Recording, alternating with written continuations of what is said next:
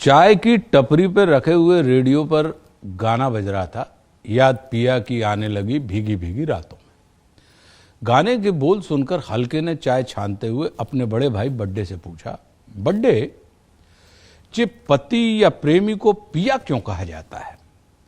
सिद्ध पुरुष की भांति बड्डे बोले, क्योंकि वो पिए हुए होता है या पीने की चाहत से भरा होता है, इसलिए उसको पिया कहा जाता है। हल्के ने पूछा, क्या पिए रहता है वो, और क्या पीने की चाहत होती है उसकी? बड्डे ने झिड़कते हुए कहा, इसलिए हम पिछले 10 साल से तुमसे कह रहे हैं कि शादी कर लो, लेकिन नहीं, तुमको भीष्म पितामह घाय ब्रह्मचारी बनने का शौक चल रहा है। इसी भीषमयाई के चक्कर में तुमको सड़ी सी बात समझ में नहीं आ रही। अपनी प्रियतमा के प्यार में गुड़ पग्गा के माफिक पगे हुए मनुष्य को जो उसका प्रेम पीता है या पीना चाहता है, उसको पिया कहते हैं। हल्के ने टोकते हुए कहा, प्रेम तो किया जाता है बड्डे, पिया थोड़ी जाता है। बड्डे ने आधिकारिक स्वर में कहा, प्रेम किया भी जाता है और पिया भी जाता है, नहीं तो इतने बड़े गीतकार आनंद बख्शी साहब जी क्यों लिखते कि ना जाने दिल बिच की आया, मैं प्रेम प्याला पी आया, मैं जी आया, मैं जी आया, मैं प्रेम प्याला पी आया। होय होय होय होय। अच्छे से समझ लो, पति और पिया में अंतर है। जो अपनी पत्नी से प्रेम करते हैं वो पति कहते हैं, और जो उनका प्रेम पीते हैं वो पिया कहलाते हैं।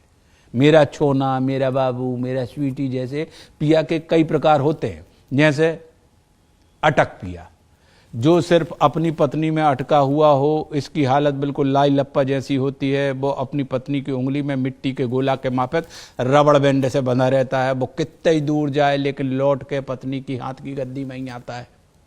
फिर होता है खटक पिया, जे अपनी उलूल जुलूल हरकतों के कारण पत्नी की आंखों में हमेशा खटकते रहते हैं। इनको तुम प्रीतमा की आंख का ककरा माने कंकड़ मानो। इनके होने से पत्नी की आंख बरहमेश हमेशा बहती रहती है। फिर होता है भटक पिया, जो पत्नी होने के बाद भी इधर उधर भटकता रहे। गले में पट्टा डला होने के बाद भी ये दूध रोटी की जुगाड़ में गांव भर के बर्तनों में चुपचाप मुंह मारने की जुगाड़ में लगा रहता है, और गांव भर की औरतों से लाते खाता है अलग से। फिर होता है सटक पिया, जे ऐसे पिया या प्रेमी होते हैं जो अपनी प्रेमिका या पत्नी के हाथ में गीली साबुन के माफक बार बार सटकते रहते हैं।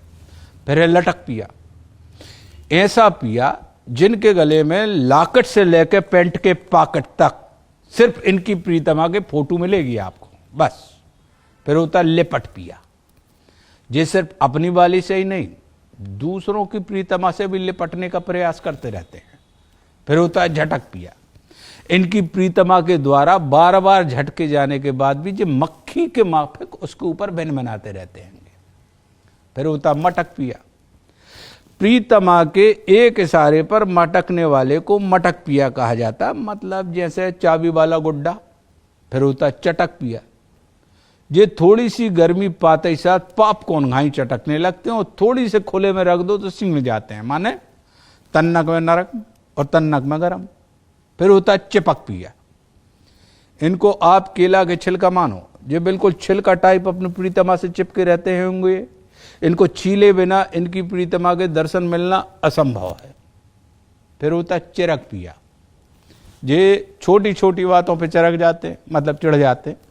इनकी प्रीतमा की पूरी जिंदगी इनकी चिरकन को साफ करने में निकल जाती है।